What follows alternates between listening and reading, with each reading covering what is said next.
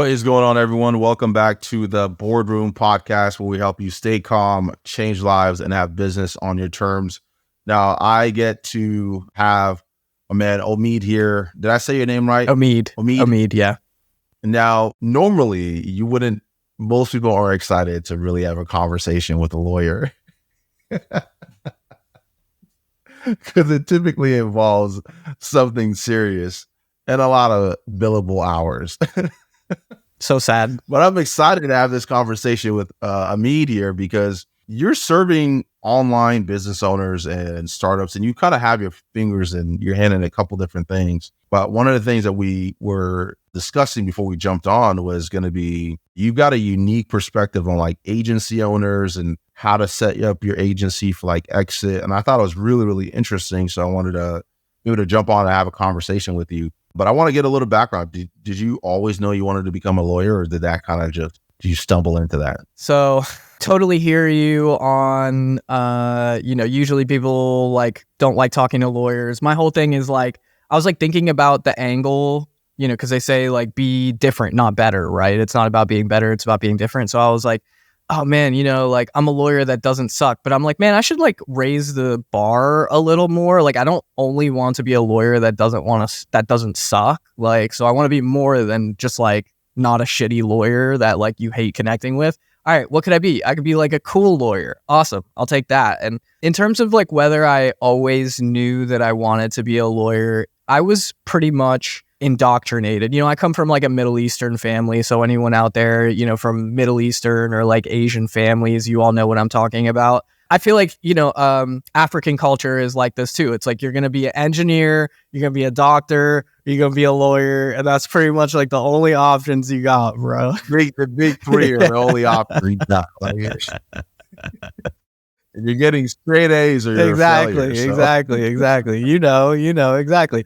So yeah, I mean, my dad made me negotiate for like anything and everything that I ever wanted ever since I was a kid. Negotiation was like a big thing. He also like, he worked in the bazaars in Iran when he was growing up. So like haggling and that sort of thing. Like he's the type of guy that would like haggle, with a clerk at Walmart, just like for shits and giggles. So, I mean, pretty much early on, it was decided that I was going to be a lawyer, and that's how it unfolded. So how'd you kind of decide where you wanted to focus and specialize in? Right? There's a lot of different ways you can go as a lawyer. It's like ridiculous how specialized you can be. This is kind of where the story gets super interesting. I've always been an entrepreneur. So I've always been a business person. I'm fundamentally unemployable. I was just having a conversation with someone about this. Like, I'm probably like one of the worst employees that ever could be found, but I love being a team player and I love helping people. Like, for whatever reason, I just have never really been employable because workplaces have never really just, meshed with the type of person that I am for various different reasons. And that's a whole nother conversation. So how did I decide that I was going to be an attorney? How did I decide that I was going to specialize? I wanted to be a criminal defense attorney. That's really what I wanted to do. I wanted to work at the public defender's office. I worked at the public defender's office for almost a decade before even becoming a lawyer. But then someone got me a job working with the business community in government. So I worked in Congress and I got to work with the business community. And I was like, whoa, these people like do so much for the community and they genuinely change people's lives. After having worked at the public defender's office for many years, bless the public defenders, they do great work, very hardworking people, but impact. I live for impact, man. And there's nothing that makes impact like giving somebody a job, giving someone an opportunity to pursue their dreams, make a livelihood, support their families. That's the stuff I really care about. And so that's what really drew me to the world of business. And so I started, with small business, and then I got involved in tech startups, and I was like, this is insane. I've never experienced anything like this before in terms of like the excitement and just the whole energy of the startup world, and not just startups, but digital businesses in general. Is just super exciting. That makes sense to me. And even with and I get the energy with the startup because it's one of those things where like there's a very methodical process of doing it that's just makes it way more serious than starting an online business, which is just like, hey, I just put together this course and now I'm going to start selling it. Right. Which has been very interesting. And I think how we've gone about our software has been completely wrong in so many different ways, which is funny. So for you, as you're starting to pick your lane and getting into the startup world, so you've worked with a lot of startup founders. How do you even stumble across the online digital marketing, online business space? I mean, I think that the popularity of the internet in general just makes it so that like the whole kind of digital world, it comes together in various different ways. And so it's like, if you have access to, if you understand tech, if you understand that world, it puts you very close to the digital space. And so that's how I've like come across the various industries in terms of also connecting with the digital space as well. So in that experience working with like online businesses, what have you seen? Because we're talking about agency owners, and you've seen like some people like successfully exit their agencies and things like that. Going from like the startup space and then going into like the agency, what are like the crossovers in terms of like, if you want to set up your business to be able to exit it successfully, what are the things that you need to kind of think about and consider as you do that? Yeah, I think the first most important thing when considering exit as an agency owner or a digital business owner, planning for the exit from day one, super important. What I mean by planning for the exit from day one is be intentional. When do you want to exit? Timeline. What revenue milestone do you want to exit for? What is the exit value of your business that you want to exit at? So plan for the exit from day one, meaning a lot of people, what we see happen, the misstep that often happens in the space is, there's a period of time where the business might do really well. Something happens, maybe someone gets burnt out about the business, and then the business becomes less successful than it once was. And selling your business is all about timing. It's about timing the market. It's about timing the trajectory of your business. It's timing your energy and capacity to invest in the business. And so what you don't want to happen is you're hot, you can command a really high exit value, but then there's a downturn and maybe you just don't have the same space, you just don't have the same energy, and the exit value that you could have got from the business, you're not able to get because for whatever reason, business fluctuates from time to time. So you really, want to make sure that you plan for the exit from day one. So that's the first thing that I would say that people should think about. Real quick, what if you were like most people who started an online business and completely shit the bed when it came to planning? So how do you, if somebody's listening right now, they're like, well, I didn't plan from day one, but I do want to now exit the business. How would you retroactively kind of go back and start to put the right pieces in place to kind of get on the right track? Second piece of planning for the exit from day one is also recognizing if you're getting close to wanting to sell. So let's say you didn't plan for exit from day one. Let's say you've been running your agency for 3 to 5 years. Here's what you want to avoid, okay? What you want to avoid is, oh shit, I want to sell my business right now. That's what you want to avoid. The best possible scenario is, I want to sell my business 36 months from now. I want to sell my business 36 months from now. So I'm going to start preparing to take my business for sale. I'm going to work with an exit planner. I'm going to work with, my accountant to make sure that all of my financials and taxes are in place. I'm going to work with my lawyer to make sure that all of the agreements that need to be there are there, that all the agreements look the way that they need to. What you want to avoid is your house on fire and you trying to run out of your house while it's on fire. Even if you didn't plan from day one, that's fine. At least from where you're at right now, I would say 12 to 36 months of planning is the best way to go about an exit to make sure that you get the highest exit value. Because if you plan 36 months out, let's say your agency, is at $1 million ARR, for example, $1 million in annual recurring revenue, and you want to sell for a value of 5 million exit value, for example. you might be able to get it. But if you get a valuation for your business at that point, and you're 36 months out, and let's say, the valuation shows that you will sell at a 3x multiple, and you want to get a 5x multiple so that you can get the 5 million exit value that you're looking for. Well, now you have 36 months to hit that revenue multiple that you're looking for, and you have 36 months to really work on hitting the multiple that you're looking to get so that you can exit for the value that you want to get for the business that you're exiting. So that makes sense. So essentially, you got to make sure that you have a realistic time horizon. If what I'm hearing you say, it's like you can't do it out of desperation, which is really, you don't want to do anything out of desperation, right? Because investors love to give money to people who don't need it.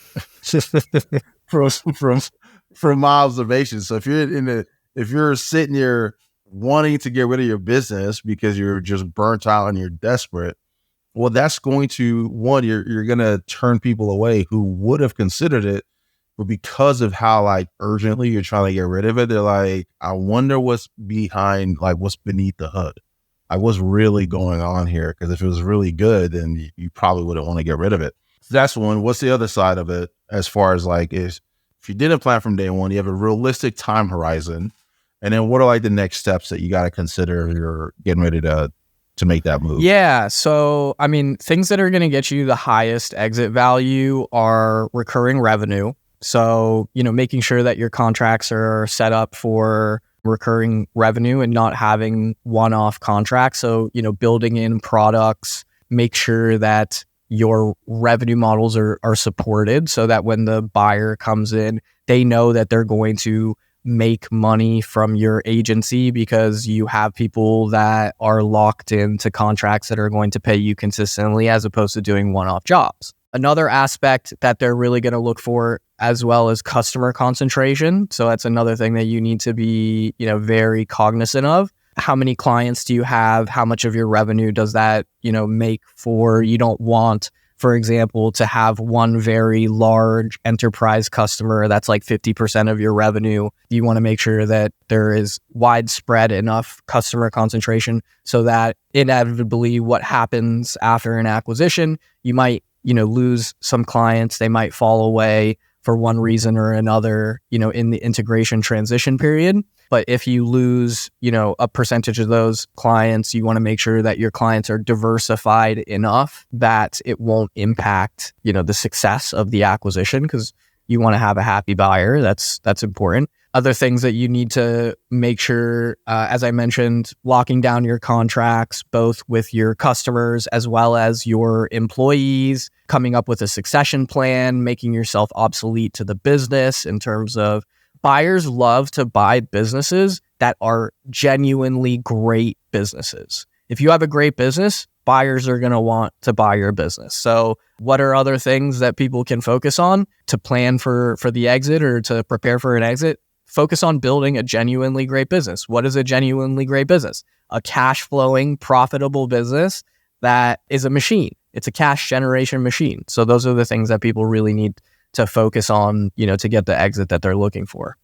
Yeah. So when you say like you don't want, you want to think about your customer like concentration, you're not saying like you have to diversify your niche. You're just saying you don't want to have more than 50% of your revenue coming from one account, because then if they're gone, you're like overnight your business is upside down. Yeah. I don't want people to misinterpret that thinking, oh, I need to have a diversity of different types of accounts and things like that. No, you can niche down. You just want to make sure like your revenue, half your revenue isn't coming from one account. Like you can have several different large accounts, but you got to make sure your concentration in terms of revenue per client is not highly concentrated around one or two That's people. exactly right. That's exactly right. So it's like if you can get one big enterprise customer who is accounting for 50% of your revenue, what's stopping you from going and getting a second large enterprise customer who can account for your revenue in that same way, or a third? So that makes sense. And then the other side is like having really good contracts. Now, a lot of people have like negative connotation about like contracts. So what makes a very good contract that's also fair? Because I know especially in the online space, people have been burned by contracts to the point where I see agency owners advertise, hey, there's no contracts. It's month to month. You work with us, but you're saying like, if you want to exit, you need you need good client contracts in order to be able to support the value or your annual recurring revenue. If you don't have those, then you don't really have any annual recurring revenue. Yeah, that's a great question. So, this is something that I come up against a lot. I think people in general don't really like contracts until they need them, and then, they wish that they have them. And I've, seen it time and time again where, it's the client that is most resistant to the contract, and then something happens, something goes down, and we go and we look at the contracts that they have, and it's like, oh man, all the things that we wish that were there just aren't. And that's just an unfortunate place to be. And I hate to see it every time.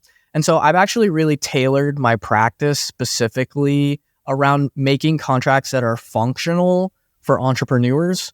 I'm not the lawyer who, will draft the wordy 50, 75 page contract that's unnecessary for the deal. It's about tailoring the contract specifically to where, the clients are at, and still making them simple, easy to read, in plain English as much as possible. So, limiting the number of heretofores and whereases and theretofores and so on and so forth. I would say that the things that people really need to be cognizant of in their contracts, especially their customer contracts, are, first of all, for an acquisition, what's going to be really important is assignability. What that contract clause says that is in the event of an acquisition, the contracts are assignable. Why that's important is, let's say you go to sell your business, the buyer comes in to buy your business.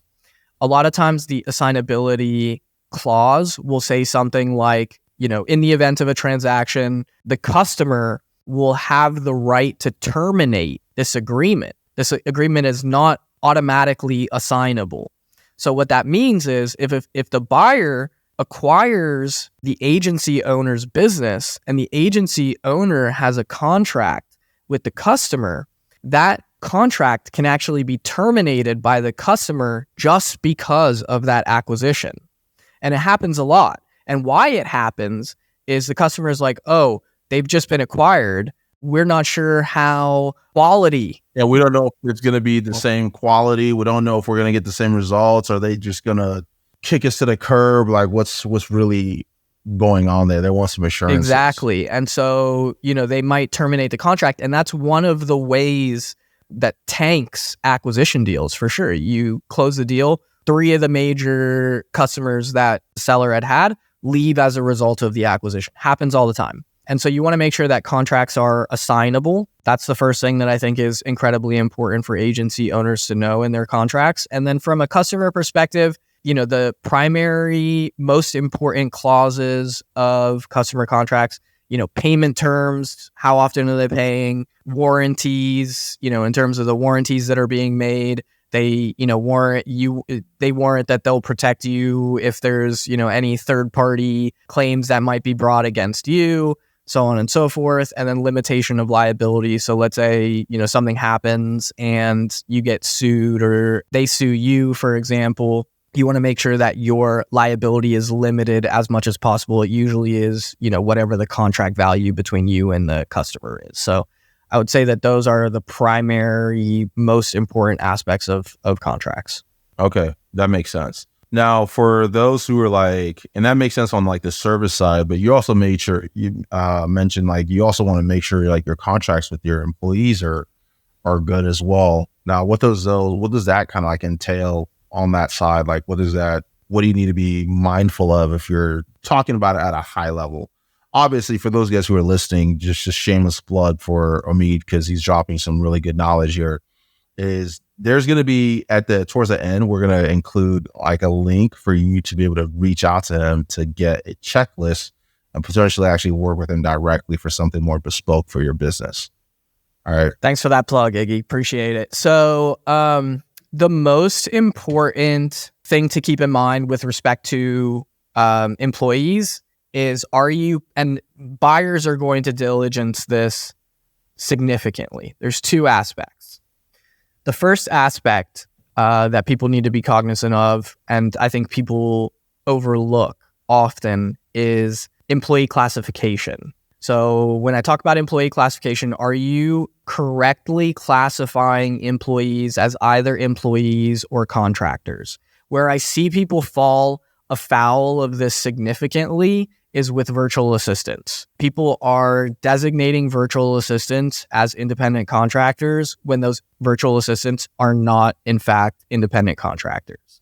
There's like a 20-factor test that the IRS has put in place that determine whether someone is an independent contractor or an employee, and the buyer is definitely going to audit. And it's quite typical for these sorts of audits to happen in terms of properly classifying employees, because that's where some of the greatest risk and liability is for potential acquirers. I think another thing is like, do you have contracts like with your employees and independent contractors? I think a lot of people overlook that, or they use like ChatGPT, for example, for those agreements. And yeah, that's just not going to work. So that's the first thing. And the thing to keep in mind there. So, if you're not familiar with the classification of employee versus independent contractor, some of the most important aspects is like, do you manage the person? How do you manage the person? Do they have designated hours? Are they able to conduct the work on their own free will, using their own process, so on and so forth? That's what the difference between an employee and an independent contractor is. Let me give you an example. An employee is someone you require them to be there from 9 to 5. You manage all aspects of their employment. You have processes and playbooks for how they have to conduct the work. This is what an employee is. And those employees you have to pay as W-2 employees. You have to, withhold tax, so on and so forth. Whereas an independent contractor, they can work whatever hours they want. The responsibility for them to deliver the work product is completely on them. The relationship, for the most part, looks like they go off, they complete the work, they deliver it to you. You might take a look at the work and you might say, fix these things. But the process, for the most part, is up to them in terms of how they conduct the work. So that's going to be a really important aspect that people need to be cognizant and aware of, is employee classification, making sure to correctly classify employees. And even within that, there's salary exempt, there's, paid overtime, so on and so forth. There's a lot of things that people need to be aware of and keep in mind there. Employment classification is like a huge landmine for a lot of employers. The second thing that people need to be incredibly aware of, not just with employees and independent contractors, but let's just focus on that for now, but something called a Proprietary Inventions Assignment Agreement, a PIAA is often what it's referred to. Essentially, it's an assignment of IP. It says that this person is going to come work for me, and they're going to develop potentially some proprietary intellectual property, whether that be, for example, customer lists, ways of conducting business, operations, customer flows, whatever it is, marketing campaigns, templates, this sort of thing, whatever it is that they develop during their time of employment for me, they explicitly are assigning to me, the founder of the company, or the company, not the founder of the company. They're assigning all of the intellectual property that they create for the business to the company, and the company knows that they own it. This is important for a number of different reasons. It's important because the acquirer wants to know that all of the things that you have developed and have been developed for you are owned by you.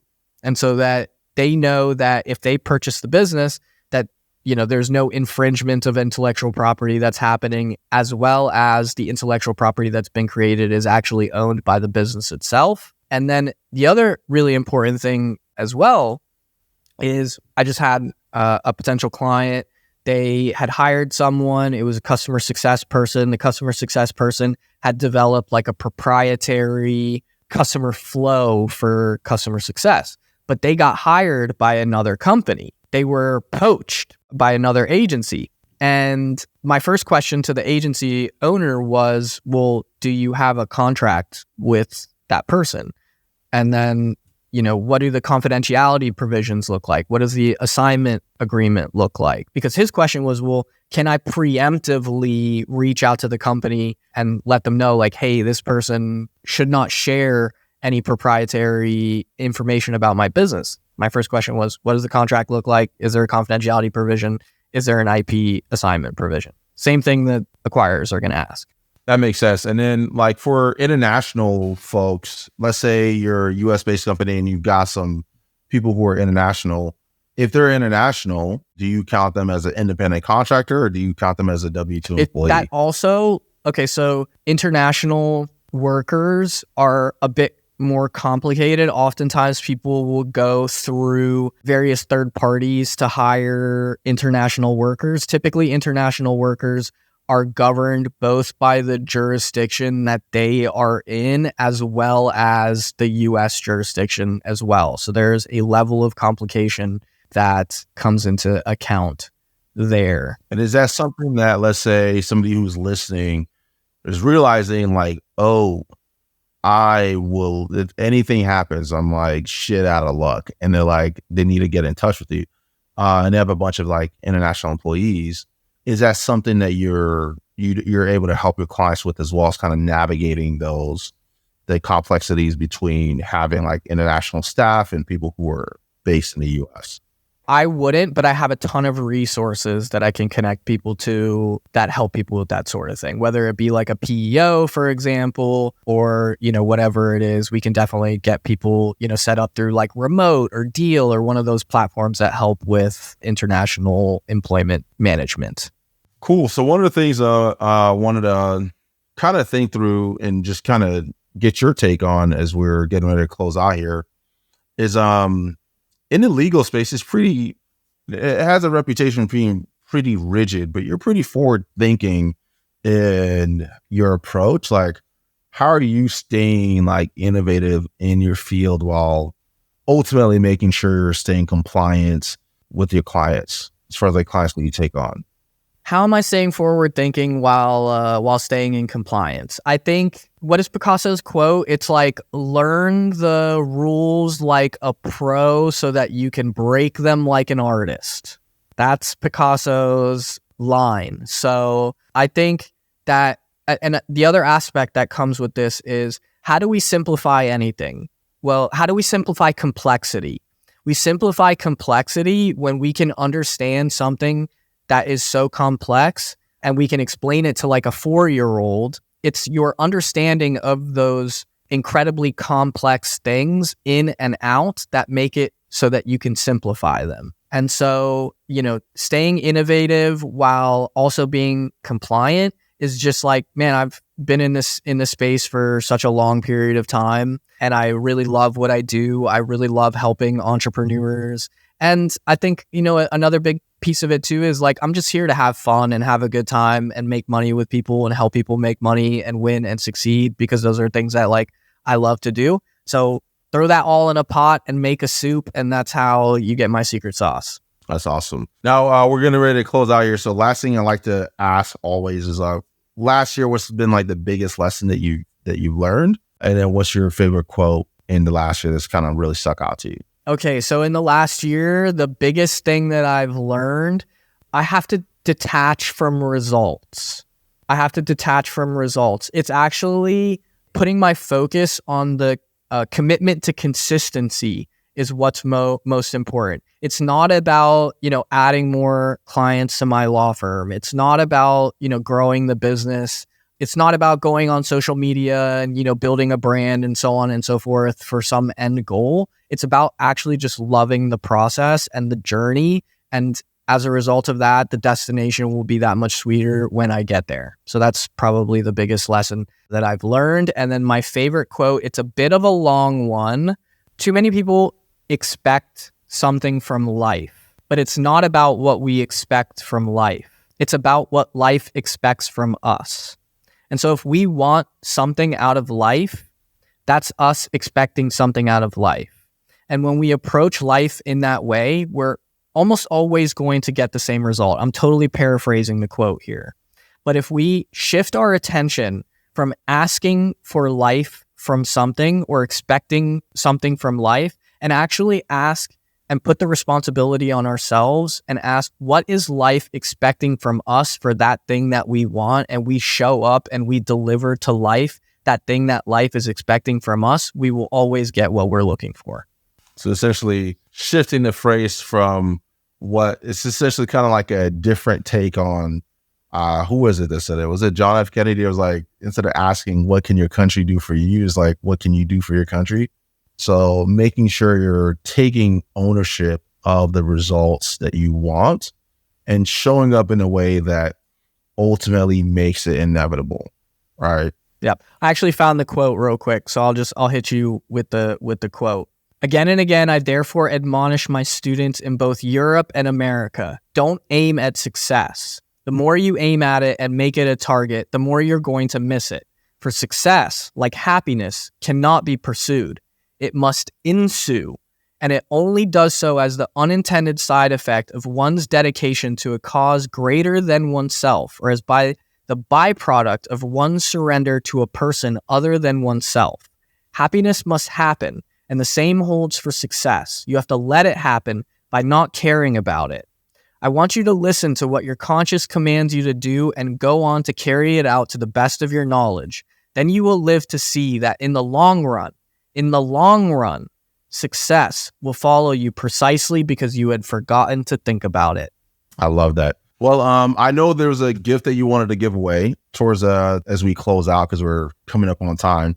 What was that you wanted to share around the topic of if you're somebody's running an agency and they want to kind of set themselves up for success in the event of an exit? Anyone out there listening, make sure you DM me on LinkedIn and I will hook you up with my free exit checklist. The exit checklist will have a number of things on it that will help you think about the things that you need to think about before selling your business. So you could go through and you can cross off all the items one by one when you start. If you're just wondering about selling your business, or you're thinking about selling your business, or you're wanting to sell your business, DM me for this free exit checklist so that you can know the things that are going to be important when you go to sell your business. Awesome. And we'll put a link to his LinkedIn in the show notes so you guys can easily reach out to him and just send him a DM and just say exit checklist so that he knows that you're listening here and that's something that you're interested in getting access to.